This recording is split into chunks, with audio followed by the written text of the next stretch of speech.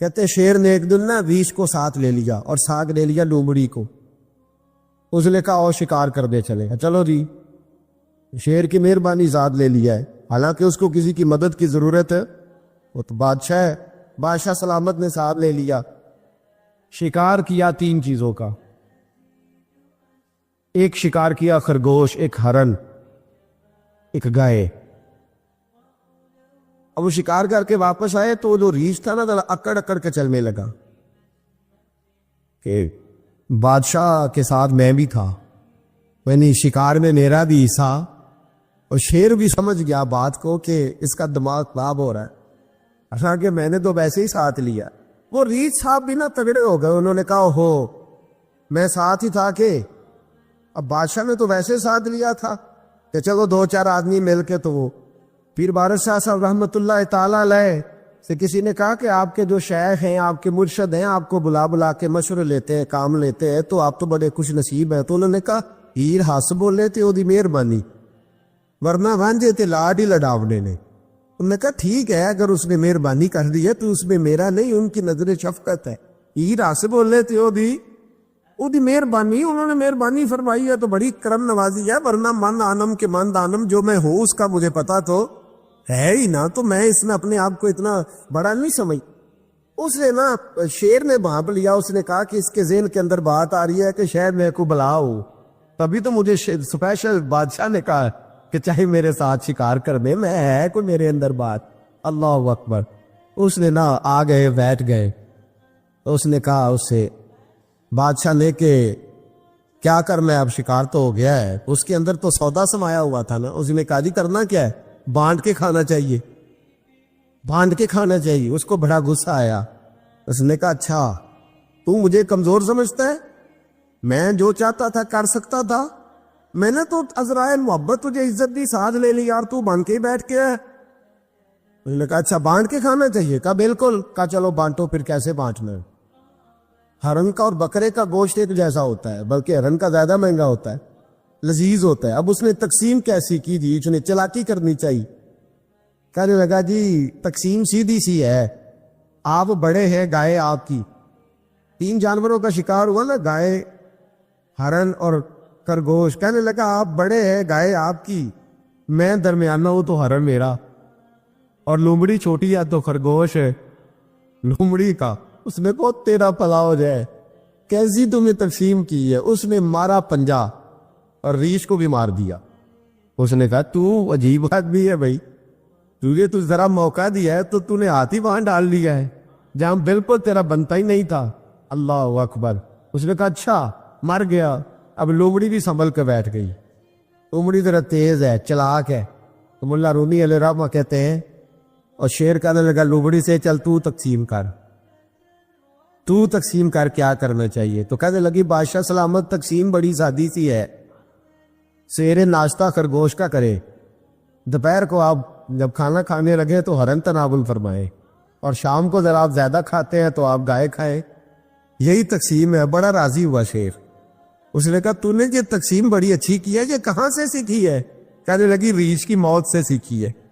ابھی مرا ہے نا میرے سامنے, اس کی موت سے میں نے سیکھی ہے, اس لیے کہ اگر یہ تقسیم نہ کی تو مر میں بھی جاؤں گی. بات تو تفنع کی ہے, ظرافت کی ہے, لیکن ملا رومی کیا فرماتے ہیں؟ وہ فرماتے ہیں دوسروں کی موت سے ہی سیکھ جا. حضرت عمر کا وصال ہوا, قبر پہ مٹی ڈالی جا رہی تھی. حضرت ابو دردہ نے نا یوں مٹی پکڑی ہوئی ہے, تو ایک ایک چلو کر کے مٹی ڈالتے ہیں نا, پہلے 3 چلو ڈالتے ہیں کہ چلو ہمارا بھی اس نیکی میں حصہ ہو جائے. تو مٹی ڈالنے کے لیے نا مٹی پکڑی ہوئی تھی. توجہ ہے آپ کی میری بات پر؟ تو اس مٹی کو لے کر کے جا رہے تھے حضرت ابو دردہ. مٹی لے کے جاتے حضرت سیدنا ابو دردہ حضرت عمر کی قبر پر ڈالنے کے لیے, یہ پکڑی ہاتھ میں, مٹی ڈالنے کا ارادہ کرتے تو واپس آ جاتے, پھر جاتے تو واپس آ جاتے, پھر جاتے. لوگوں نے کہا ابو دردہ ڈالتے کیوں نہیں؟ تو آنکھوں میں آنسو آ گئے, رو پڑے. کہنے لگے عزت کے اس کو ہے گراں پہ مٹی ڈال دوں, وقار کے اس بادشاہ پہ مٹی ڈال دوں. فرمانے لگے شہنشاہ کردار پر اس پر مٹی ڈال دوں. پھر وہ مٹی پکڑی اور اپنے سر پہ ڈال لی. فرمانے لگے عمر تو مٹی کے قابل نہیں, مٹی کے قابل تو میں ہوں, میں تھا جس پر مٹی پڑنی چاہیے تھی. اور آپ فرمانے لگے لوگوں سن لو, اگر عمر جیسے تقوی کے بادشاہ بھی رب نے اس زمین سے اٹھا لیے تو ہم بھی بچیں گے نہیں. ہم نے بھی اللہ کی بارگاہ میں جانا تھا. اگر اتنے پاک باز لوگ, اگر نیکی ہی دنیا میں رہنے کا سبب ہوتی تو یہ پاک لوگ ہمیشہ دنیا میں رہتے. فرمایا اگر یہ چلے گئے تو چلے, ہم نے بھی جانا ہے. جو حضور کی پناہ میں آ جاتا ہے نا وہ بچ جاتا ہے.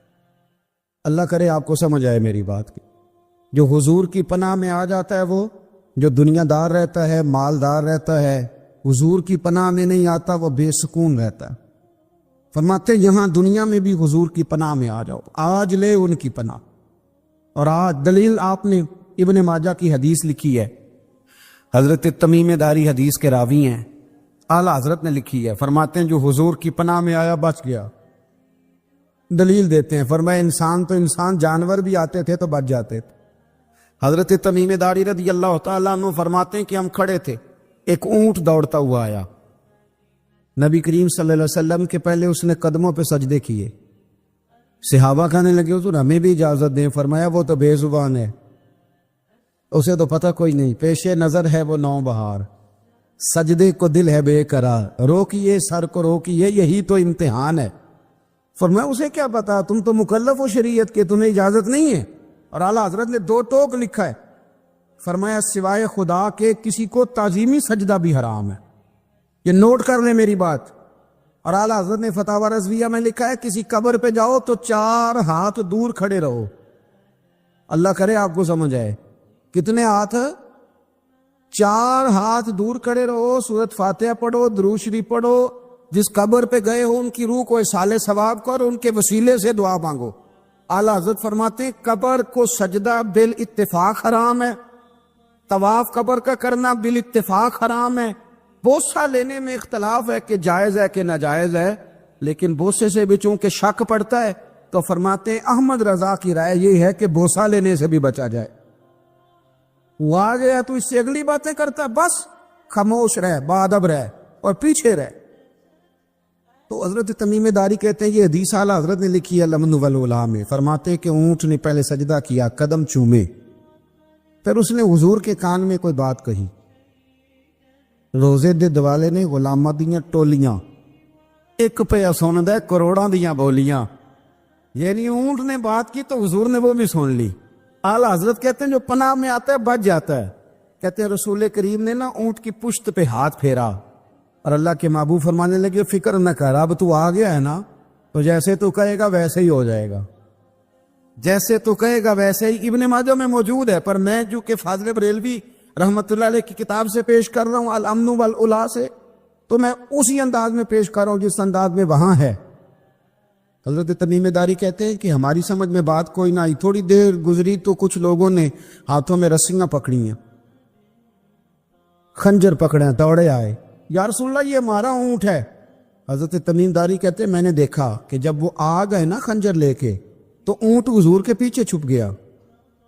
آج لے ان کی پناہ, آج مدد مانگ ان سے, وہ حضور کے پیچھے چھپ گیا. تو کہتے ہیں کہ نبی کریم صلی اللہ تعالی علیہ وسلم نے فرمایا کیا مسئلہ ہے بھائی؟ یا رسول اللہ ہمارا اونٹ ہے. ذبح کرنے لگے تھے دوڑ آیا ہے. تو حضور فرمانے لگے وہ تو تمہاری شکایت کر رہا ہے. وہ کہتا ہے یا رسول اللہ میں نے برسوں ان کی نوکری کی, برسوں میں نے بڑی نوکری کی. صحیح کہتا ہے یا رسول اللہ؟ ٹھیک کہتا ہے. حضور اب بوڑھا ہو گیا ہوں, تھوڑا زیادہ بوجھ نہیں اٹھا سکتا, تو مجھے ذبح کر کے کھانا چاہتے ہیں, میں مرنا نہیں چاہتا. نبی کریم فرمانے لگے اچھے لوگ یہ صلہ دیتے ہیں. انہوں نے عرض کی حضور آپ حکم کر دیں, ہم اس کو چھوڑ دیتے ہیں یا رسول اللہ, نہیں ذبح کریں گے, خدمت کریں گے. حضور فرمانے لگے نہیں اب میرے پاس آیا ہے نا, اب میں نے واپس نہیں کرنا. آج ہو گیا ہے, آج لے ان کی پناہ, آج مدد مانگ ان سے, آج ہو گیا یا رسول اللہ پھر رکھ لیں. حضور نے فرمایا نہیں بھائی پیسے بتاؤ کتنے؟ یا رسول اللہ نہیں کچھ نہیں. نبی کریم علیہ السلام نے فرمایا نہیں بتاؤ کتنے, بتاؤ کتنے. انہوں نے کہا حضور ایک دفعہ ریٹ لگایا تھا تو 100 دینار لگا تھا. حضور نے فرمایا بلال دے دو 100 دینار. 100 دینار دے دیا. اعلیٰ حضرت فرماتے ہیں دیکھو ان کی پناہ میں آنے کی برکتیں کتنی ہیں. ان سے کہا تم جاؤ, وہ چلے گئے. حضور نے پشت پہ ہاتھ پھیرا, فرمایا جا تو آزاد ہے. حضرت تمیم داری کہتے ہیں وہ پہلے گیا پھر پلٹ کے آیا، اس نے نبی پاک کے کان میں کو بات کی، کئی باتیں کی، پر میں ایک بات کرتا ہوں، کئی باتیں کی، ایک بات کی تو حضور رو پڑے، اونٹ چلا گیا، ہم نے عرض کی حضور یہ کیا کہہ گیا ہے؟ تو محبوب فرمانے لگے یہ کہہ گیا یا رسول اللہ جس طرح آپ نے مجھے چھری سے بچایا ہے میں دعا کرتا ہوں اللہ آپ کی امت کو جہنم سے محفوظ فرمائے، اللہ جہنم سے بچائے آپ کی امت، اس طرح مجھے چھری سے آپ نے محفوظ کیا۔ اعلیٰ حضرت فرماتے کن چکروں میں پڑے ہوئے ہو، کن چکروں میں؟ پیسوں کی پناہ لیتے ہو، عہدوں کے پیچھے چھپتے ہو، دولت کے پیچھے چھپتے ہو، تعلقات کے پیچھے چھپتے ہو، فرمایا مصیبت آئے گی تو یہ سارے ہٹ جائیں گے، اگر پناہ لینی ہے تو مدینے والے محبوب کی پناہ لو، دروازے رسول پہ آؤ، نبی کریم کی بارگاہ میں جھکو، حضور سے پیار کرو۔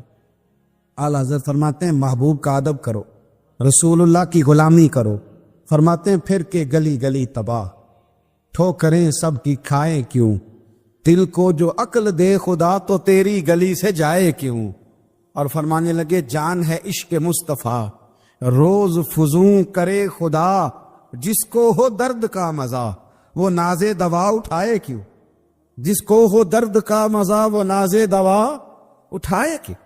انہوں نے محبوب کریم کی محبت کا پیغام دیا، صحابہ کی محبت کا، بولیے صحابہ کی محبت کا پوری کتاب لکھی حضرت صدیق اکبر جناب عمر کے فضائل پر، اور مزے کی بات یہ ہے کہ اعلیٰ حضرت نے نا اردو شاعروں میں سے کسی کو توفیق نہیں ہوئی حضور کو شہنشاہ کہنے کی، اعلیٰ حضرت نے کہا میرے نبی شہنشاہ ہیں۔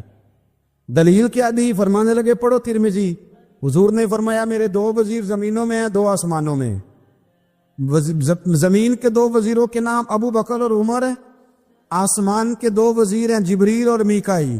اعلیٰ حضرت کہنے لگی حضور وزیر تو کسی شہنشاہ کے ہی ہوتے ہیں، پھر کہہ لو نا شہنشاہ۔ تو پھر فرمانے لگے حاجیو آؤ شہنشاہ کا روضہ دیکھو، حاجیو آؤ شہنشاہ کا روضہ دیکھو، کعبہ تو دیکھ چکے اب کعبے کا بھی کعبہ دیکھو، کعبہ تو دیکھ چکے اب کعبے کا بھی، غور سے سن تو رضا کعبے سے بھی آتی ہے صدا، میری آنکھوں سے میرے پیارے کا روضہ دیکھو۔ اعلیٰ حضرت نے ساری زندگی اور صحابہ کرام کی بات کی، اہل بیت کی بات کی، اولیاء کی بات کی، صوفیاء کی بات کی، دفاع کیا سب کا، سب کے شانوں میں لکھا، امت کو بتلایا کہ اپنے بزرگوں سے جڑے رہو گے تو بچے رہو گے۔ اعلیٰ حضرت نے طنز کرنے سے، تنقید کرنے سے، بلا وجہ غلطیاں نکالنے سے اور ایک دوسرے پر لان تان کرنے سے ہمیں بچنے کو کہا۔ اعلیٰ حضرت فرماتے ہیں کوئی علم اگر آ جائے نا تو اس کا معنی یہ نہیں کہ سب کو جاہل سمجھ لینا چاہیے، سمجھ آ رہی ہے میری بات کی؟ ہم جس شعبے میں بھی ہوتے ہیں نا سامنے والے کو ان پڑھ ہی سمجھتے ہیں۔ مولویوں کے بارے میں بعض لوگوں کا خیال ہے کہ یہ پتہ نہیں کون سی مخلوق ہے، ان کو کیا پتا دنیا داری کا، میں صحیح کہہ رہا ہوں۔ اسی طرح جو میرے شعبے سے تعلق رکھنے والے لوگ ہیں وہ کہتے ہیں شاید سارے تاجر 2 نمبر طریقے سے ہی مال کماتے، یہ ہو نہیں سکتا، ایسا ہو نہیں سکتا۔ ہمیں نا دوسروں کی اہمیت کی خبر رکھنی چاہیے، ہمیں ایک دوسرے سے پیار، ہم طنز کرتے ہیں، تنقید کرتے ہیں، فاضل بریلوی منع کرتے تھے، آپ فرماتے یہ طریقہ درست، ہم جب غلطیاں نکالنے پہ جاتے ہیں تو معاذ اللہ اتنا اوپر بن جاتے ہیں کہ معاذ اللہ ثم معاذ اللہ اللہ رسول تک پہنچ جاتے ہیں۔ اعلیٰ حضرت کے زمانے میں ایک شخص نے کہہ دیا نبی پاک کا خیال آئے تو نماز ٹوٹ جاتی، عقل ہے نا جی جہاں مرضی لے جاؤ، وہ کہنے لگا جی میں نے خالص اللہ کے لیے پڑھنی ہے نا فلسفہ جی، نبی پاک کا خیال آئے تو نماز ہے۔ اعلیٰ حضرت فرمانے لگے تو بڑا ہی پاگل ہے، جب تو کہے گا السلام علیکہ ایھا النبی خیال آئے گا کہ نہیں؟ فرمانے لگے تو بڑا ہی نادان ہے، جب تو کہے گا اللہم صلی علی محمد وعلی خیال آیا کہ نہیں آیا؟ فرمانے لگے تو نبی پاک کی بات کرتا ہے، نماز میں تو ابا اماں کا بھی خیال آتا ہے، ربنا اغفر لی ولوالدی، فرمانے لگے ربے کے خیال سے نہیں ٹوٹتی تو مدینے والے کے خیال سے کیسے ٹوٹ گئی؟ فرمانے لگے بڑا ہی بیوقوف ہے تو۔ اعلیٰ حضرت فرمانے لگے تو کہتے حضور کا خیال آئے تو ٹوٹ جاتی ہے؟ فرمانے لگے جب تک حضور کا خیال آئے نہ نماز ہوتی نہیں، جب تک حضور کا خیال نہ آئے نماز ہوتی نہیں، سوال ہی نہیں پیدا ہوتا۔ لوگوں نے کہا جناب وہ کس طرح؟ تو اعلیٰ حضرت فرمانے لگے اللہ نے کہا قرآن میں واقعی الصلاۃ نماز پڑھو، یہ نہیں بتایا کتنی پڑھنی ہے، اور یہ بھی نہیں بتایا فجر کی کتنی پڑھنی ہے، یہ بھی نہیں بتایا ظہر کی، یہ بھی نہیں بتایا قیام کیسے کرنا ہے، ہمیں یہ بھی نہیں بتایا رکوع کیسے کرنا ہے۔ ہمیں پتہ کیسے پتہ چلا؟ جب صحابہ نے کہا نا رب کہتا ہے نماز پڑھیں تو کیسے پڑھیں، تو حضور فرمانے لگے سلو کما رأیتمونی اصلی، نماز اس طرح پڑھو کرو جس طرح مجھے پڑھتے ہوئے دیکھتے ہو۔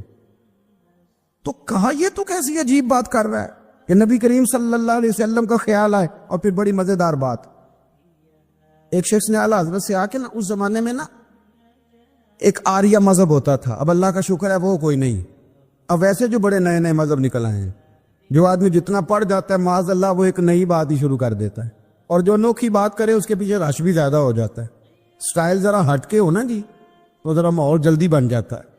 تو وہ آریہ مذہب تھا، تو وہ ایک آریہ آ گیا اعلیٰ حضرت کے پاس، آ کے کہنے لگا کہ فرض کی اہمیت زیادہ ہے کہ سنت کی؟ تو اعلیٰ حضرت فرمانے لگے بھئی اہمیت تو فرض کی زیادہ ہے۔ تو کہنے لگے آپ کا وضو تو پھر سنت سے شروع ہوتا ہے، وضو میں پہلا فرض ہے منہ دھونا، اور آپ سب سے پہلے ہاتھ دھوتے ہیں، یہ بھی سنت، ناک میں پانی ڈالنا یہ بھی، کلی کرنا یہ بھی۔ میری بات کی سمجھ آ رہی ہے؟ اس نے کہا یہ آپ عجیب لوگ ہیں، فرض اگر بڑا ہے تو پہلے فرض ہونا چاہیے تھا۔ سمجھ آ رہی ہے میری بات کی؟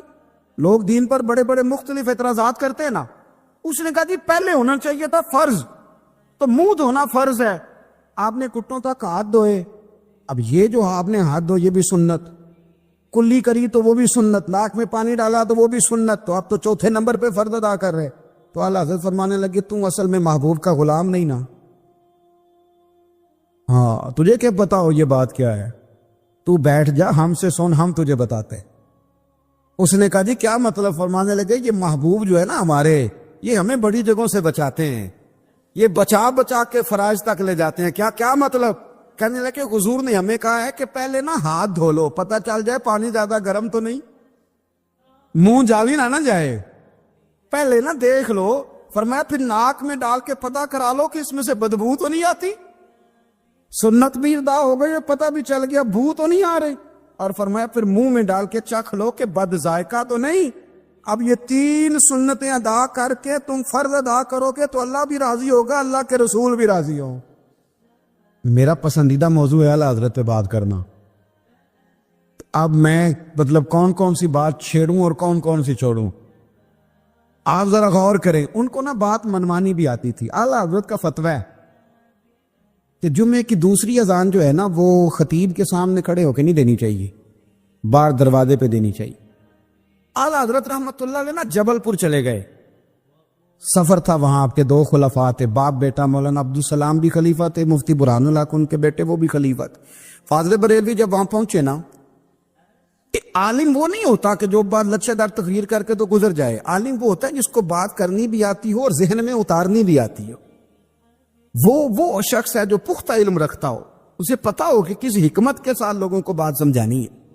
کلم الناس علی قدر عقولہم، اگرچہ مدرسین کی بھی بڑی بات ہے لیکن ٹھہر ٹھہر کر طریقے سے پیار سے ہمارے بزرگ سمجھاتے تھے۔ اعلیٰ حضرت سے وہاں کسی نے پوچھا جی جمعے کی دوسری اذان کہاں پڑھنی چاہیے؟ تو اعلیٰ حضرت فرمانے لگے باہر پڑھنی چاہیے۔ آپ نے وہ فتویٰ دے دیا، وہاں جناب لڑائی شروع ہو گئی، وہاں لوگوں نے کہہ دیا جناب ہمارے ہاں 40 سال سے ہو رہی ہے، کسی نے کہا 35 سال سے۔ اعلیٰ حضرت فرمانے لگے دین تجربے سے نہیں آتا، دین علم سے آتا ہے، یعنی 40 سال تجربہ ہو گیا تو اس کا مطلب ہے آپ عالم ہو گئے، دین کا تعلق تجربے سے وہ علم سے ہے۔ وہ بحث ہو گئی۔ اعلیٰ حضرت نا انگریز کی عدالت نہیں جاتے تھے، فرماتے تھے عدالت تو وہ ہوتی ہے جہاں عدل ہوتا ہے، آپ اس کو کچہری کہتے تھے، عدالت کہتی نہیں تھے، اور کبھی گئے ہی نہیں تھے۔ انہوں نے مقدمہ کرا دیا اعلیٰ حضرت، پرچہ کٹوا دیا جی مولانا نے فساد کرا دیا۔ اب وہ جج مسلمان تھا، اس نے ریڈ کر لیا، وہ جو نائب قاصد نہیں، وہ ادری جس کو کہتے ہیں آوازیں دیتا ہے، فلاں بن فلاں حاضر ہو، وہ اعلیٰ حضرت کا مرید تھا۔ آپ نے اسے بلا کے نا تو ساری بات سمجھا دی، وہ سمجھ گیا کرنا کیا ہے۔ جب باری آئی نا اعلیٰ حضرت کی تو جج صاحب نے کیس پہلے پڑھ لیا تھا کہ یہ مسئلہ ہے، مولانا کہتے ہیں اذان باہر پڑھو تو کچھ لوگ کہتے ہیں سامنے پڑھنی چاہیے۔ اس نے کہا بھی بلاؤ مولانا رضا علی خان ولد نقی علی خان۔ وہ کہنے لگا کھڑا ہو کے نا جج کے سامنے، کانوں میں دونوں بالکل جج کے آواز دینی تھی نا باہر جا کے، تو جج صاحب کے سامنے جج صاحب کی طرف منہ کر کے کہنے لگا مولانا رضا علی خان ولد نقی علی خان حاضر ہو. اور جج کہنے لگا بیوقوف باہر جا کے کہنے لگے یہی تو میرے پیر کہتے ہیں, یہی تو وہ فرماتے ہیں کہ خطیب تو آیا بیٹھا جمعہ پڑھانے, وہ تو آیا ہوا ہے, باہر جا کے کہے جو نہیں آئے انہیں بھی پتا چل جائے کہ جمعہ پڑھنا ہے, یہی تو وہ کہتے ہیں. وہ جج کہنے لگا مولانا کو آنے کی ضرورت نہیں, وہ جو بھی کہہ رہے ہیں ٹھیک ہی کہہ رہے ہیں, وہ ٹھیک کہہ رہے ہیں جو بھی کہہ رہے ہیں. انہوں نے فکری طور پر لوگوں کی تربیت کی, انہیں بات سمجھایا. ایک مولانا نے کہہ دیا کہ نبی پاک صلی اللہ علیہ وسلم کو تو غیب کا علم ہی نہیں, تو اعلیٰ حضرت فرمانے لگے تو بتا اگر نہ ہو حضور کو غیب کا علم تو تیرا کیا فائدہ ہے. سوچنے کی بات ہے نا بھائی, کوئی اختلاف نہیں, لیکن کسی کا کیا نقصان ہے اگر اللہ اپنے نبی کو غیب کے خزانوں کی چابیاں دے, ہے کسی کا نقصان؟ عجیب فلسفہ ہے نا. میں سفر کرتا رہتا ہوں تو بچے میپ لگا لیتے ہیں, اس کو غیب ہے کدھر جانا کدھر نہیں جانا, لے جاتا ہے کہ نہیں, لیفٹ ہو جاؤ رائٹ ہو جاؤ, کس نے بتایا اسے؟ اس کی بات ماننا اسلام کے کفر. اللہ اکبر, الجھ گئی نا بات. پھر وہ بتاتا ہے کہ آپ 5 گھنٹے 4 منٹ میں فلان جگہ پہنچ جائیں گے, تو اتنی دیر میں بندہ پہنچ جاتا ہے این ٹائم پہ. تو یہ بات ماننا اسلام کے کفر. لیکن مجھے افسوس اس بات کا ہے کہ ڈاکٹر کا الٹرا ساؤنڈ ماننے والے, میپ کی باتیں ماننے والے, کل اتنے بجے بارش ہو جائے گی یہ ماننے والے, اگر کہا جائے کہ رسول پاک نے یہ غیب کی خبر دی ہے تو لوگ اڑ جاتے ہیں. اعلیٰ حضرت فرماتے ہیں یوں نہ کرو, جسے کوئی سائنسدان پڑھائے اگر وہ بہت ساری باتیں بتا سکتا ہے تو جسے رب رحمان پڑھائے. رحمان علم القرآن خلق الانسان. میں تم بات ہی نہیں مانتے. فاضل بریلوی نے الدولت المکیہ پوری کتاب لکھی ہے, اور فرماتے ہیں اللہ نے سب سے زیادہ غیب کی خزانوں کی چابیاں اپنے نبی کو عطا فرمائی ہے. تو آپ نے ہر محاذ پر حضور کی شان بیان فرمائی, نبی پاک کی عظمتوں کے تذکرے کی. آپ نے فرمایا کہ اولیاء اللہ, صوفیاء, بزرگ, ان پر تنقید نہ کرو. ہمارا نا آج مزاج بن گیا ہے. میں اکثر کہتا ہوں کہ لوگوں کا ذائقہ خراب ہو گیا ہے. یہ جو لوگ کہتے ہیں نا نماز میں دل نہیں لگتا, محفل میں سرور نہیں آتا, ہم جب اینک تنقید کی لگا کے جاتے ہیں تو کیسے مزہ آئے گا جب ہم سامنے والے کو اچھا ہی نہیں سمجھ رہے. سب سے اچھے ہم خود ہیں. میں اکثر کہا کرتا ہوں کہ جب تک ہم تھوڑا سا نیچے بیٹھ کے اوپر نہیں نہ دیکھتے, بندے ہمیں بڑے نظر نہیں آئیں گے, چھوٹے چھوٹے نظر آئیں گے. ہم ہمیشہ اوپر کھڑے ہو کے نیچے دیکھتے. مہربانی فرمائیں. بڑی شاندار بات لکھی اعلیٰ حضرت بریلوی نے ملفوظات شریف میں. آپ فرماتے ہیں 2 بڑے زبردست قاری تھے. تلفظ اچھا ہی ہونا چاہیے, لیکن اس کا یہ مطلب نہیں کہ پھر آپ سب پہ تنقید ہی کرتے رہیں. اعلیٰ حضرت فرماتے 2 قاریوں نے نا ایک بزرگ کے پیچھے نماز پڑھی, تو ان کے نا کچھ قواعد مستحب, کچھ قواعد ٹھیک نہیں تھے. تو کہنے لگے شہرت تو بڑی سنی تھی پر بابے کو تو قرآن بھی صحیح نہیں پڑھنا آتا. یہ اعلیٰ حضرت نے لکھا ہے, چھوڑو جو یہ بھی کو بلی ہے. فرماتے ہیں بس مستحب قواعد ٹھیک نہیں تھے, جو چیزیں ضروری ہیں وہ ٹھیک پڑھتے تھے بابا جی. اب ان دونوں نے تنقید کی دل میں, اور باہر نکل کے ایک دوسرے سے کہنے لگے یار کتنا سوچ کے آئے تھے پر یہ تو قرآن پاک بھی ٹھیک نہیں پڑھتے. اب موسم تھا تھوڑا سا ایسے ہی, معتدل موسم تھا, نہ زیادہ گرمی تھی نہ زیادہ سردی تھی. قریب ایک جھیل تھی, کپڑے اتارے, تہمتیں باندھی اور جھیل میں گھس گئے نہانے کے لیے. ایک شیر آیا تو کپڑے اٹھا کے لے گیا. اب بندہ پانی میں کتنی کو دیر رہ سکتا ہے؟ موسم بھی معتدل تھا, بڑی گرمی بھی بندہ زیادہ نہیں رہ سکتا. ٹھٹھرنے لگے, پریشان ہو گئے, کانپنے لگے, جائیں تو کدھر جائیں, بڑے پریشان. اب شیر بیٹھا ہے سامنے اور پہاڑی کے اوپر وہ بیٹھا, کپڑے لے کے. اعلیٰ حضرت فاضل بریلوی رحمۃ اللہ تعالی علیہ فرماتے ہیں کسی نے جا کے بزرگوں کو بتایا کہ وہ آپ کے مہمانوں کے کپڑے لے گیا شیر. تو ٹھٹھر رہے. وہ بزرگ آئے اور آ کے نا تو شیر کو آواز دی, اللہ ہر مشکل دی کنجی یارو ہاتھ مرداں دے آئی. شیر کو آواز دی, کہنے لگے ادھر آئے نا. وہ آیا تو تھپکی دی. فاضل بریلوی نے حقوق والدین پہ لکھا, حقوق اولاد پہ لکھا, استاد کے حقوق پہ لکھا, شاگرد کے حقوق پہ لکھا. اعلیٰ حضرت نے پڑوسیوں کے حقوق پہ لکھا. فاضل بریلوی رحمۃ اللہ نے پیر اور مرید کے حقوق پہ لکھا. اعلیٰ حضرت نے شرطیں بیان کی مرید کس کا ہونا ہے, شرائط. فرمایا سب سے پہلے 4 شرطیں دیکھو پھر بیعت کرنا. پہلی بات یہ کہ وہ بندہ اتنا عالم ہے کہ ضرورت کے مسئلے بتا سکے, جاہل کی بیعت جائز نہیں. اور دوسرے نمبر پہ فرمایا یہ بھی دیکھو کہ اعلانیہ گناہ تو نہیں کرتا, ظاہری طور پر شریعت کا پابند ہے, تیسرے نمبر پر یہ دیکھو اس کا سلسلہ متصل ہے، باقاعدہ کسی سے مرید ہوا ہے، سلسلہ اوپر تک صحیح چل رہا ہے۔ اور فرمایا چوتھا یہ ضرور یاد رکھنا کہ خلیفہ مجاز ہو، کسی شیخ کامل نے اسے اجازت بھی اپنی مرضی سے نہ مانگ کے بیٹھ گیا ہو کہ مجھے تویز مل گئے ہیں، یہ نہ ہو۔ فرمایا ان چیزوں کو دیکھو اور پھر پوری پابندیاں لگائیں۔ کسی نے پوچھا پیر اور مریدنی کا پردہ ہے؟ تو اعلیٰ حضرت فرمانے لگے نبی پاک کی جو بیویاں ہیں نا وہ مومنوں کی مائیں ہیں، ان کو قرآن نے مائیں کہا ہے، تو اگر اس ماں کا بیٹے سے پردہ ہے تو پھر مریدنی کا پیر سے پردہ کیوں نہیں؟ فرمایا واجب ہے مریدنی کے لیے پیر سے پردہ کرنا، واجب ہے۔ آپ کو ایک بزرگ تھے، انہوں نے اپنے ہاں جلسے پہ بلایا، جب آپ پہنچے تو وہ عورتوں کو ننگے منہ تعویذ دے رہے تھے، آپ نے دور سے دیکھا تو واپس آ گئے، وہ دوڑے پیچھے، کہنے لگے مولانا کچھ تو خیال کریں، لوگ کیا سوچیں گے، ایسے چلے گئے۔ تو آپ فرمانے لگے شاہ جی آپ نبی پاک کی شریعت کا خیال نہ کریں تو میں آپ کا خیال کروں؟ شریعت اسلامیہ کا خیال نہیں کر رہے، بے پردہ عورتوں میں بیٹھے ہو۔ وہ کہنے لگے میں توبہ کرتا ہوں، آج کے بعد نہیں کروں گا۔ فرمایا پھر ہاتھ بڑھائیے، پھر میں آپ کے ہاتھوں کے بوسے لیتا ہوں، اس لیے کہ اگر آپ مان گئے ہیں تو پھر ہمارا اختلاف نہیں۔ ساری زندگی دین کی پہرے داری کی۔ اعلیٰ حضرت رحمت اللہ علیہ نے آج سے 150 سال پہلے کہا تھا کہ مسلمان اپنے بینک قائم کریں، اپنا سرمایہ۔ ایک جو باتیں آج کر رہے ہیں نا آپ کے لوگ دانشور، وہ 125 سال پہلے کہا تھا کہ اپنے بینک بناؤ، آپس میں مسلمان تجارت کریں۔ فرمایا اپنا پیسہ ایک دوسرے پر خرچ کرو، غریبوں کو وظائف دو، وہ سارے طریقے اپناؤ جو صحابہ نے اور محبوب کریم نے ہمیں عطا فرمائے۔ مسلمانوں کی فلاح پر انہوں نے بڑا کام کیا۔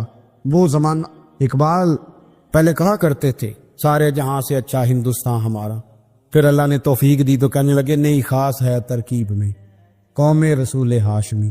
اعلیٰ حضرت اسی زمانے سے کہہ رہے تھے نہیں بھائی جو مصطفیٰ کے غلام ہیں ان کا منصب اور معیار الگ ہے، بڑی محبت سے زندگی گزاری، اللہ سے بڑا ڈرتے تھے۔ سید ایوب علی رضوی صاحب آپ کے خلیفہ ہیں، وہ کہتے ہیں ایک چھوٹا سا بچہ صبح صبح آ گیا، کہنے لگا حضور آپ کی کل دعوت کرنی آ جائیں گے؟ آپ نے فرمایا آ جاؤں گا۔ کہنے لگا میں یتیم ہوں، باپ میرا فوت ہو گیا، میرا بڑے دل کرتا ہے آپ سے محبت ہو گئی۔ فرمایا کب آؤں؟ اس نے کہا کل آ جانا۔ کیا کھلاؤ گے؟ تو چنے کی دال اس نے جھولی میں ڈالی، کہنے لگا حضور میں لے آیا ہوں، رات کو بھگاؤں گا، کل آپ کو کھلاؤں گا۔ آپ بیمار رہتے تھے، دوپہر کو سوجی کے بسکٹ کھایا کرتے تھے۔ سید صاحب کہتے ہیں جب وہ جانے لگا تو اعلیٰ حضرت فرمانے لگے اگر اجازت دو تو ایک بندہ ساتھ لے آؤں؟ کہنے لگا لے آؤ۔ فرماتے ہیں اس کے گھر گئے تو اندر بیٹھنے کی جگہ بھی نہیں تھی۔ 1000 کتاب کے مصنف، لاکھوں کروڑوں مریدوں کے پیر، امت مسلمہ کتنے بڑے لیڈر، کہتے ہیں اس نے نا باہر گلی کے باہر دروازے کے باہر چٹائی بچھا دی۔ کہنے لگا حضور اندر جگہ نہیں ہے، میری اماں ہے اور آپ عورتوں سے بڑا پردہ کرتے ہیں۔ اعلیٰ حضرت باہر بیٹھ گئے زمین پہ، اس کو کہتے ہیں لاجپال پیر۔ باہر بیٹھ گئے، وہ چنے کی دال لایا اور باجرے کی موٹی روٹیاں۔ آپ کو تکلیف رہتی تھی پیٹ میں، آپ وہ چیزیں استعمال نہیں کرتے تھے، پر 1.5 روٹی کھائی۔ کھانے کے بعد کا جائیں، کہنے لگا نہیں میری اماں آگ جلا رہی ہے، چائے پی کے جانا۔ وہ چائے آئی، جو بندہ سڑک سے گزرتا حضور یہاں بیٹھنے، فرمایا جاؤ کام کرو، دعوت ہماری ہے تمہاری نہیں، جاؤ اپنا کام کرو۔ وہاں بیٹھ کے کھانا کھایا۔ جب واپس نکلے تو اس بچے نے اجازت دی جائیے۔ واپس آئے تو کچھ چہرے پہ کمزوری کے آثار تھے، کچھ تکلیف پیٹ میں شروع ہو گئی۔ سید صاحب کہنے لگے حضور آپ نے کیا کیا، بیمار ہو جائیں گے۔ فرمانے لگے ایوب علی یار بیماری تو ٹھیک ہو جائے گی، پر تو نے دیکھا نہیں یتیم کا دل کتنا راضی ہو گیا ہے، کتنا راضی ہو گیا اس کا دل، کتنا وہ خوش ہوا ہے۔ اور فرمایا جب یتیم راضی ہوتا ہے تو اللہ بھی راضی ہوتا ہے، اللہ کے نبی بھی راضی ہوتا ہے۔ بڑی پرہیزگاری والی زندگی گزاری۔ 3 باتیں ان کی زندگی کا اصول تھا۔ ایک فرماتے تھے تمسک بالدین کرو، مضبوطی کے ساتھ دین کو پکڑ لو، اور دوسرا فرماتے تھے جو اللہ رسول کے دشمن ہیں ان سے ہمیشہ بچو، جو ذرا بھی کہیں بے ادبی کرے اس سے پرہیز کرو، اور تیسرے نمبر پہ فرماتے تھے اگر سکھ ہی جینا چاہتے ہو تو عشق رسول میں جینا سیکھو، ورنہ دنیا سے تو پیار ہو ہی جائے گا، دولت سے تو ہو ہی جائے گا، محبوب سے کرو گے تو زندگی سکھی ہو جائے گی۔ اللہ ہمیں ان کے فیضان سے فیض یاب فرمائے۔ سنو، وہ آپ نے حدیث سنی ہے نا کہ 70 صحابہ تھے اور ایک دودھ کا پیالہ تھا، تو حضور نے 70 کو پلایا تو 71ویں نمبر پر پیا۔ مصطفیٰ کریم نے فرمایا اگر میں اللہ کا رسول ہو کے 70 غلاموں کا جھوٹا پیتا ہوں، تو بتا تیرا یہ بخاری مسلم ہے. لیکن اب ہماری نفاست پسندیوں کے رنگ بھی نالے ہیں نا. انہیں روٹی کھا لی ہے, اور اکثر اگر آپ ناراض نہ ہو تو بات کرنی پڑتی ہے, جب سامنے آ جاتی ہے تو کرنی پڑتی ہے. امیر کا جھوٹا ہو تو پھر خیر ہے,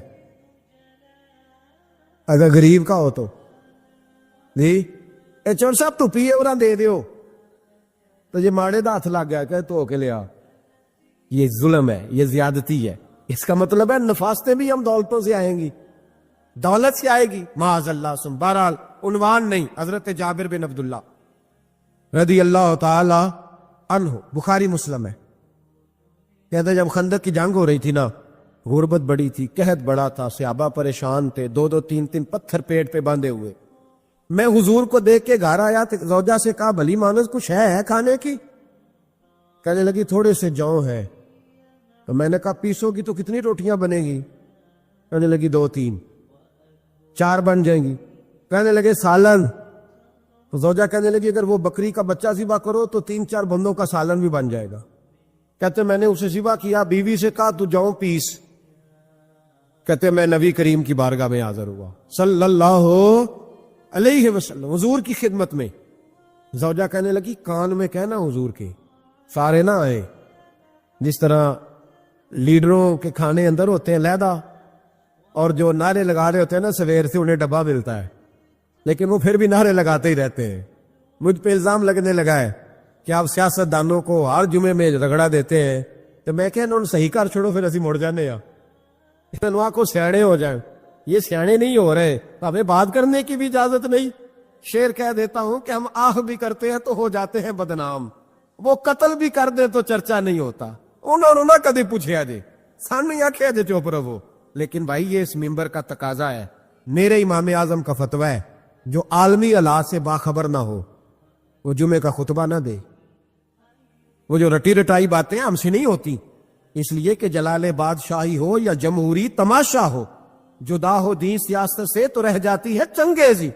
حق بات انشاءاللہ ہو رہی ہے اور ہوتی رہے گی. وہ بات صاف ستھری ہے. اگر کوئی بات ایسی ہوگی تو وہ بات, اگر غوث پاک اپنے خطبہ جمعہ کے اندر کہہ سکتے ہیں کہ میں ظالموں کو حکمران نہیں بننے دوں گا, تو ہم تو ان کے نوکر ہیں نا. پھر ہم قادری کیسے ہوئے اگر غوث پاک کے طریقے پہ عمل ہی نہ کریں تو. اس لیے مہربانی کریں, ہمیں کوئی شخص ایسا مشورہ نہ دے. بلکہ کئی دفعہ ظلم ہوتا ہے, جب کوئی مشورہ دیتا ہے تو اور تیز ہونے دل کرتا ہے. اس لیے مہربانی کریں ایسی کوئی مشاورت نہ کرے. بالکل جو غلط بات کرے گا اس پہ ہم بولیں گے, اور آہستہ آہستہ نہیں, کھل کھلا کے بولیں گے, بالکل بولیں گے. اس لیے کہ اللہ نے زبان دی ہے, وہ کسی وڈیرے کے قدموں میں بیٹھنے کے لیے نہیں دی, وہ رسول اللہ کے ترانے پڑھنے کے لیے دی ہے.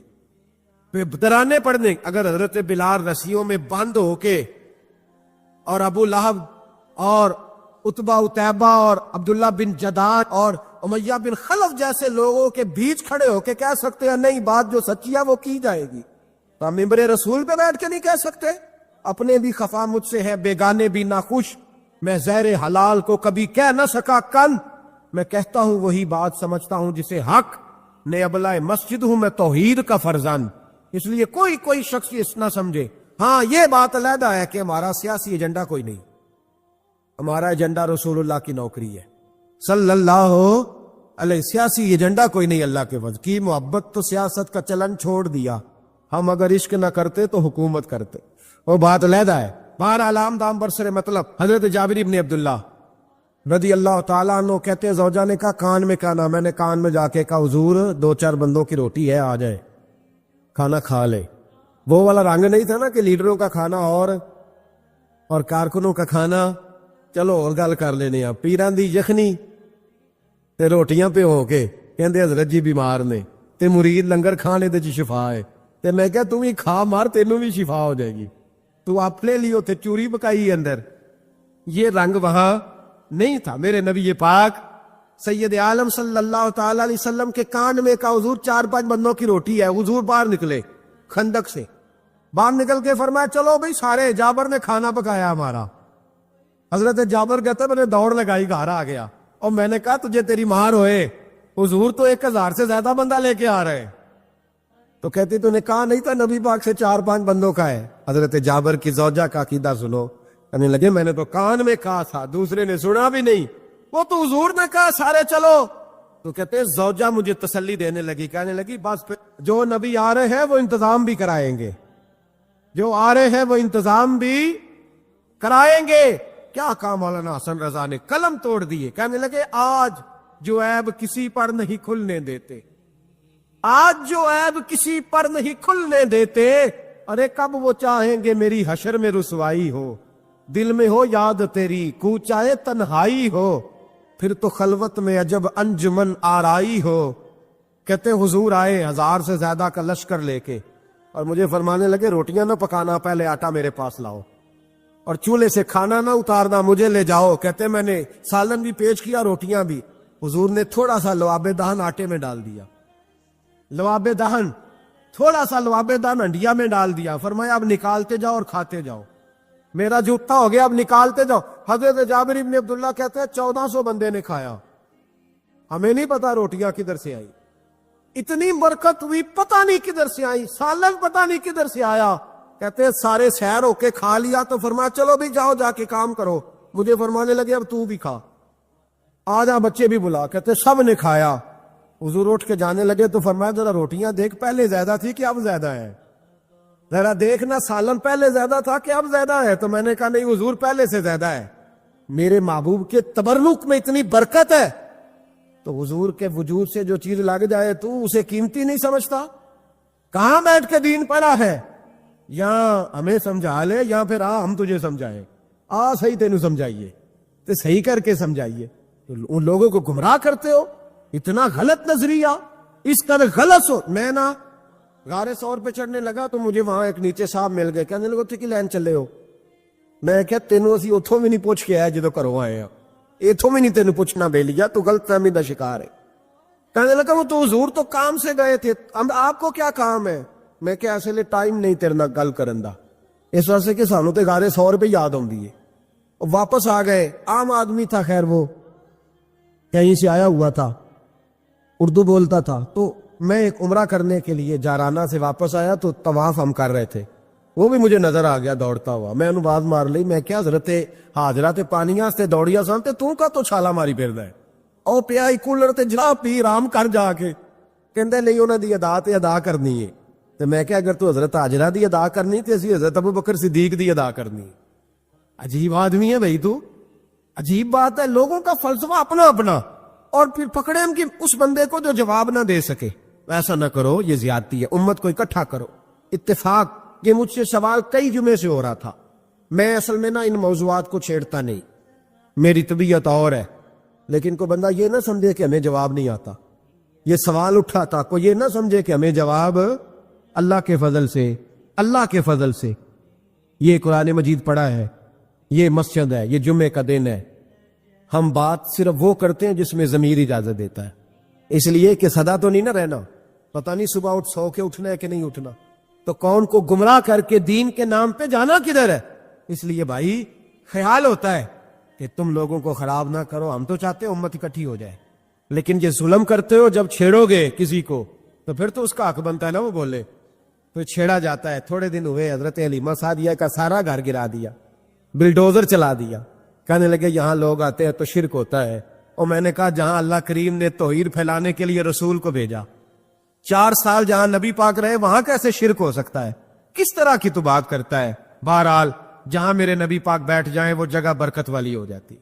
اس جگہ کو چومنا مسلمان کا ایمان ہے, اس جگہ پہ سجدہ کرنا مسلمان کا ایمان ہے, اس جگہ بیٹھ کے تبرک حاصل کرنا یہ مسلمان کا. میں تو پہلی دفعہ ریاض الجنت میں داخل ہوا تو میرے ساتھی کہنے لگے کیا ہوا؟ میں کہا ادھر آؤ, لوکاں نو اگے جا کے ملنی, سانو ایتھے ہی لب گئی. روضہ تم من ریاض الجنہ, 12 حدیث لکھی ہے. حضور نے فرمایا جو یہاں آ گیا وہ جنت میں آ گیا. یہ ہے ارض جنت, یہ طیبہ کی زمین ہے. جنت بھی یہی, مال کے جنت بھی یہی ہے. ایک بات اور کرنی ہے, بڑی ضروری ہے, میری بھی اور آپ کی بھی ذمہ داری ہے, اس کو بھی ضرور کرنا چاہتا ہوں. سن لیں, محمود غزنوی نا گزر رہے تھے, یہ آپ نے نا میری طرف دیکھنا ہے, یہ بات سنتے ادھر دیکھو, خاص اہم مسئلہ ہے, اس پر بڑا ضروری ہے آپ کا متوجہ رہنا. محمود غزنوی کہتے ہیں میرے دل میں خیال آیا کرتا تھا ہمیشہ کہ میں واقعی سبکت گین بادشاہ کا بیٹا ہوں یا معاذ اللہ میرا باپ کوئی اور ہے. اور ایک خیال مجھے آتا تھا کہ قیامت واقعی قائم ہوگی، شک رہتا. اور تیسرا میرے دل میں خیال آتا تھا کہ یہ مولوی بیچارے کمزور سے ہوتے ہیں، تو حدیث پاک میں آتا ہے کہ علماء نبیوں کے وارث ہیں. تو یہ واقعی حدیث سچی ہے یا مولویوں نے اپنی شان کے لیے بنا لی ہے؟ کہتے شک تھے تین، میں کہتا نہیں تھا کسی سے، پر دل میں رہتے تھے. تو ایک دن میں ہندوستان کی ایک گلی سے گزر رہا تھا، تو دین کا ایک طالب علم نے کونے میں بیٹھ کے تھڑے پہ پھٹے پہ بیٹھ کے نا سبق یاد کر رہا تھا. اسے جب سبق بھول جاتا نا تو ایک ہندو کھتری کی دکان تھی، اس کے اندر چراغ جل رہا تھا، ایک چھوٹا سا روشن دان تھا، اینٹ نکلی ہوئی تھی، وہاں سے نا ایک کرن باہر آ رہی تھی روشنی کی.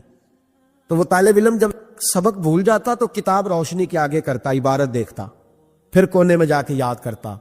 محمود کہتے ہیں مجھے بچے کا ذوق بڑا اچھا لگا، میں نے اسے بلایا، میں نے کہا بچے تم لالٹین کیوں نہیں خریدتے؟ تو کہنے لگا میں یتیم ہوں اور رسول اللہ کا دین پڑھنا میرا شوق ہے، مدرسے میں پڑھتا ہوں پر غربت ہے، لالٹین نہیں. کہتے ہیں میں نے اسے تھپکی بھی دی اور لالٹین بھی دی. میں نے اسے کہا 2 سپاہیوں کی ڈیوٹی لگائی، جب تیل ختم ہو جائے تم نے تیل پہنچانا ہے. محمود کہتے ہیں زندگی میں بڑی نیکیاں کی تھی پر اتنا سکون آج ملا پہلے کبھی نہیں ملا تھا. کہتے ہیں عشاء کی نماز پڑھی تو دل میرا ٹھنڈا ٹھنڈا ٹھار، پھولوں کی سیک پہ میں سویا. کہتے ہیں آج تو میرے نصیب ہی جاگ گئے، نصیب ہی جاگ گئے. کہتے ہیں سارا شہر ایسے جیسے پھولوں کی طرح مہک رہا ہے. کہتے ہیں میں کیا دیکھتا ہوں کہ خواب میں میرے رسول تشریف لے آئے، خواب میری وچ ماہی آیا تے میں گل وچ پا لئیاں باواں تے ڈر دی ماری اکھ بھی نہ کھولاں کتے پھر وچھڑ نہ جاواں. اور کسی شخص نے کہا تھا چڑ ہویا مینوں ترلے لیندیاں کدی موڑ میرے ول واگاں، خواب میری وچ ایک وار جے آویں میں ساری عمر نہ جاگاں. کہتے ہیں حضور آئے خواب میں، ایک جملہ حضور نے کہا، ایک جملہ نبی پاک صلی اللہ علیہ وسلم نے کہا ایک، اور میرے تینوں سوالوں کے جواب دے دیے. ذرا دل کے کانوں سے سننا. کہتے ہیں محبوب فرمانے لگے او سبکتگین کے بیٹے، تو نے آج میرے ایک وارث کی خدمت کی ہے، میں قیامت کے دن تیری سفارش کروں گا. کہتے ہیں مجھے سمجھ آ گئی کہ میں سبکتگین کا بیٹا ہوں، مجھے سمجھ آ گئی کہ قیامت قائم ہوگی، مجھے سمجھ آ گئی کہ علماء نبیوں کے وارث ہیں. 101 حافظ شہید ہو گیا، 101 پھول جیسے بچے. اور جب اتحادی فوج کا، افغان اور امریکی فوج کا جب بم گرا نا تو حافظوں کے ہاتھوں میں سندیں تھیں اور ان پر لکھا تھا کہ انہوں نے قرآن پورا پڑھ لیا ہے. ان کے ہاتھوں میں نا ان کے سروں سفید رنگ کی پگڑیاں تھیں. خبر یہ تھی کہ یہ آج رسول اللہ کے دین کے قرآن کے حافظ ہو گئے. نہ کسی نے کو ملی ترانہ پڑھا ہے، نہ بریکنگ نیوز رہی ہے. پشاور میں ایک سکول پہ حملہ ہوا تھا، وہ بھی پٹھانوں کے بچے تھے، یہ بھی پٹھانوں کے. فرق کیا ہے؟ میں مدرسے کا طالب علم ہوں، مجھے آج بتائے سارا معاشرہ کہ اگر میتھمیٹک پڑھنے والے مدرسے پہ حملہ ہو تو ملی ترانے بنے اور میڈیا چیخے، فوج حرکت میں آئے، اور اگر قرآن پڑھنے والا 101 شہید ہو جائے تو کوئی پرواہ نہیں. میں نے پرسوں کہا تھا کسی کا ایک شعر، میں نے وہ کہا تھا بھیج خدا عیسیٰ کو اب نازل کر دے مہندی کو، بھیج خدا عیسیٰ کو اب نازل کر دے مہندی کو. آ دیکھ دجال آزاد ہوئے اور پھولوں کے کیا حال ہوئے. کوئی نہیں بولا. 17 جنازے کشمیر کے ایک دن اٹھے ہیں، 17. امریکہ کا کتا بھی مر جائے تو اسلامی ملکوں کے وزیر اعظم پہنچ جاتے ہیں کہ وہ کہیں دہشت گردوں نے تو نہیں مار دیا. مجھے کو بتائے تو صحیح، کشمیری دہشت گرد ہے؟ افغانستان والے دہشت گرد ہے؟ سب سے بڑا دہشت گرد وہ ہے اس نے قرآن پڑھنے والوں پہ حملہ کیا ہے. اور مجھے شکوہ ہے اپنے میڈیا سے بھی، مجھے شکوہ ہے ان سب اداروں سے جو اس کو ہم نے بڑا احتجاج کیا تھا، تڑپ کر بولے تھے ہم جب بچوں پہ حملہ ہوا. میری ریکارڈنگ آپ اٹھا کے دیکھیں، اتنی سخت تقریر شاید ہم نے کبھی نہ کی ہو. لیکن حافظ اگر کٹ جائیں تو کوئی پرواہ نہیں، حافظ اگر کٹ جائیں تو کوئی پرواہ نہیں. یہ بچے ہمارے پاس قرآن مجید یاد کرتے ہیں، ہم سے کوئی پوچھے ان کا درد کیا ہے، ہم سے کوئی پوچھے ان کی تکلیف کیا ہے۔ وہ حافظ جتنے 4 سال لگا کے ایک ٹانگ پہ بیٹھ کے پورا قرآن یاد کیا، ایک ٹانگ پہ، اور جس دن اس کا مکمل ہوا تم نے بمب سے اس کی بوٹیاں بکھیر دیں۔ امریکہ ٹوٹنے والا ہے، لیکن ہمیں اس کے ٹوٹنے سے زیادہ افسوس نہیں، ہمیں ان پہ زیادہ افسوس ہے جو ظالم اس کے اتحادی بنے ہوئے ہیں، جو مسلمان کہلا کے اس کے اتحادی بنے ہوئے ہیں۔ تم نے رسول اللہ کو منہ دکھانا ہے۔ یاد رکھنا یہ طالب علم میرے نبی کے دین کے وارث ہیں۔ حضور نے فرمایا ہے 70 آدمی ساری رات کھڑے رہ کے عبادت کریں، ایک عالم عشاء پڑھ کے سوئے، فجر کے وقت اٹھے، پھر بھی اللہ رسول کی نظر میں عالم کی زیادہ قدر ہے۔ امریکہ کو خدشہ ہے علماء سے، وہ ڈرتا ہے رسول اللہ کا نام لینے والوں سے، لیکن ہم انہیں بتائیں گے میں نے تہیہ کیا ہے، میں ایک چھوٹا آدمی ہوں، پر میں نے تہیہ کیا ذاتی طور پر کہ اگر ہم 40 بچوں کو قرآن مجید یاد کراتے تھے تو اب ہم 100 بچوں کو کرائیں گے، جو 100 کو کراتا تھا اب 200 کو کرائے گا انشاءاللہ تعالی۔ ان ایک ایک بچوں کی شہادت کے عوض ہم سینکڑوں بچوں کو قرآن مجید یاد کرائیں گے، اور تمہیں بتائیں گے یہ مصطفیٰ کا دین ہے، اسلام کی فطرت میں قدرت نے لچک دی ہے، اتنا ہی یہ ابھرے گا جتنا کہ دبا دو گے۔ یہ مدارس پہلے بھی حکومتیں نہیں چلاتی، یہ رسول اللہ کے نوکر چلاتے ہیں، اور انشاءاللہ یہ چلتے رہیں گے، یہ مہکتے رہیں گے، یہ پھولتے رہیں گے، اور یہی چراغ جلے گا تو روشنی ہوگی۔ آخر دعوانا ان الحمدللہ۔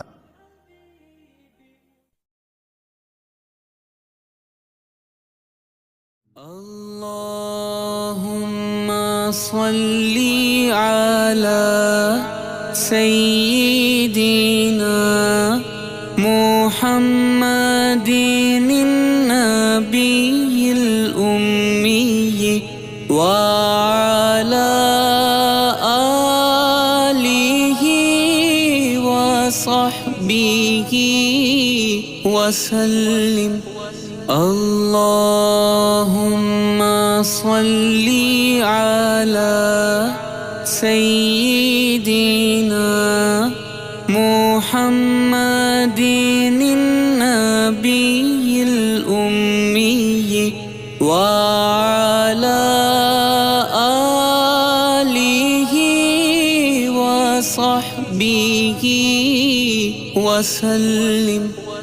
اللهم صل على سيدنا محمد النبي الأمي وعلى آله وصحبه وسلم۔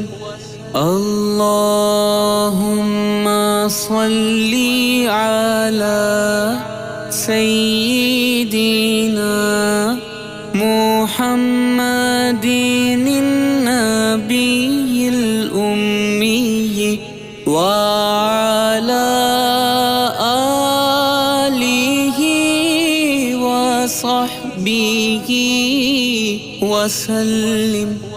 اللهم صل على سيدنا محمد النبي الأمي وعلى آله وصحبه وسلم۔ اللهم صل على سيدنا محمد النبي الأمي وعلى آله وصحبه وسلم۔ اللهم صل على سيدنا محمد النبي الأمي وعلى